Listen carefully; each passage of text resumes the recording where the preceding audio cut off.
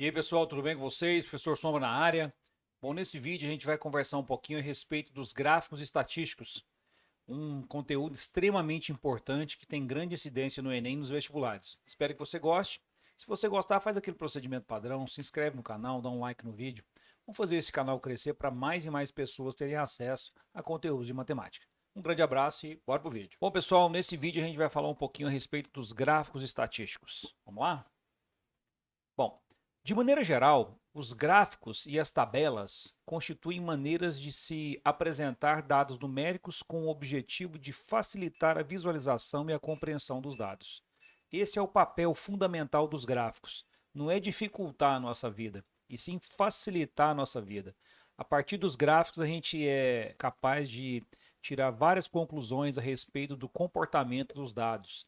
Quando é que eles estão crescendo, quando é que eles estão decrescendo, a estabilidade deles e assim por diante, ok?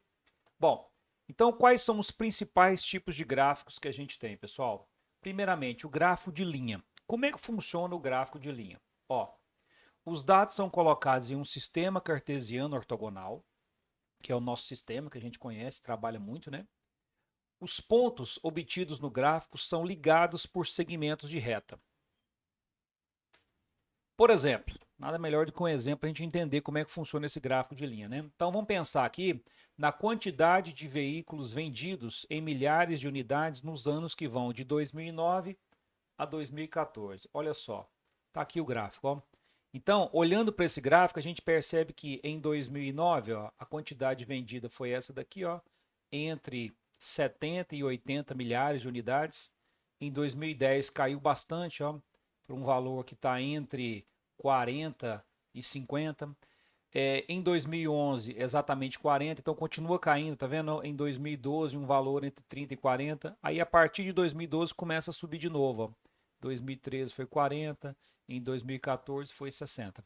Então, olhando nesse gráfico que a gente obtém ó, através desses pontos aqui, ó, a gente pega esses pontos e liga, né, esses pontos por meio de segmento de reta, a gente consegue visualizar de uma maneira muito tranquila o comportamento dessas vendas, né, de 2009 a 2014, onde caiu, onde caiu mais, onde subiu mais e assim por diante, tá?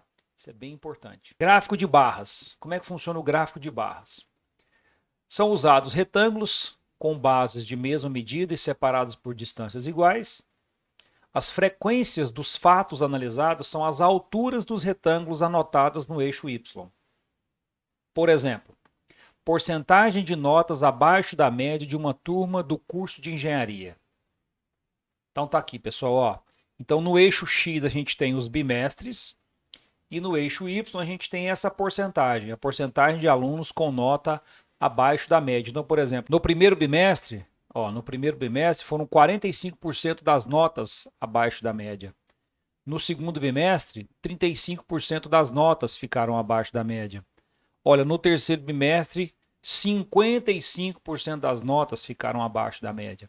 E no quarto bimestre, todo mundo resolveu estudar, né? E aí, só 15% das notas ficaram abaixo da média. Beleza? Então, com esse gráfico, a gente consegue visualizar de uma maneira muito clara, né? Como é que é o comportamento dessas notas que ficaram abaixo da média, né? Bem fácil da gente analisar. Gráficos pictóricos. O que são esses gráficos pictóricos? Os dados são apresentados por diferentes figuras, tais como pessoas, objetos. Por exemplo, quantidade de alunos por série de uma determinada escola. Então a gente agora vai representar esse gráfico, olha só, através dessas figurinhas aqui, ó, que representam pessoas, tá vendo? Então, olhando nesse gráfico, a gente consegue perceber claramente, por exemplo, que lá na primeira série a gente tem 52 alunos, na segunda série são 28, na terceira série são 26, na quarta série são 34 e na quinta série são 38. E nesse gráfico a gente usa figurinhas para representar essas pessoas, tá vendo? Legal, né? Gráfico de setores. Como é que funciona o gráfico de setores? Os dados são colocados em setores circulares proporcionais às suas frequências. E aí, como é que a gente faz para distribuir essa proporção? Para obter o ângulo central do setor circular relativo a cada frequência, basta fazer corresponder a 360 graus 100%. Vou fazer um exemplo para a gente poder entender isso. a distribuição percentual das vendas de automóveis de uma empresa no mês de janeiro de 2014. Olha só. Então nós temos aqui, ó. Olha as marcas. GM, 21% do total. Fiat, 29% do total.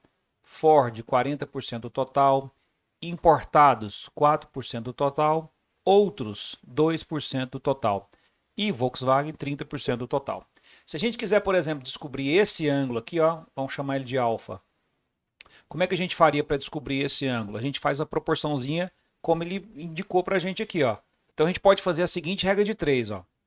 360 graus equivale a 100%. 30%, que é o Volkswagen, ó, equivale a 1 alfa. E a partir daqui a gente consegue descobrir esse alfa. Entendeu? Então a gente pode, por exemplo, ó, simplifica aqui por 10 aqui, por 10 aqui, a gente vai ter então que 10 alfa é igual a 360 vezes 3, isso dá 1080. 1080 dividido por 10, 108. Ó. Então esse ângulo alfa aqui, ó, seria 108 graus. Legal, né? Beleza. Vamos fazer um exercício para a gente treinar? Olha só.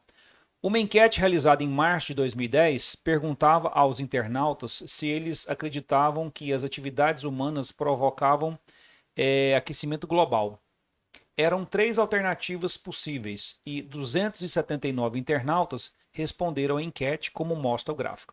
Então, a partir desse gráfico, a gente observa que responderam sim 67% do total de entrevistados, responderam não 25% do total de entrevistados e não sei avaliar 8%. Isso aqui é aquele gráfico de barras, né? Analisando o gráfico, quantos internautas responderam não à enquete? Ok, vamos lá. Bom, responderam não à enquete 25% do total, né, pessoal? Então a gente pode fazer o seguinte: o total de entrevistados foi 279, então quantos responderam não? 25% de 279, ok? Ou seja, 25% simplifica por 25 e 25 é 1/4, né? Ou seja, é 1/4 de 279. 1/4 de 279. Bom, se aqui fosse 280, 1/4 de 280 daria exatamente 70. Então a gente pode colocar aqui, ó, 70 internautas. 70 internautas. 70 significa o quê? Mais do que 50 e menos que 75. Letra C. Abraço, gente!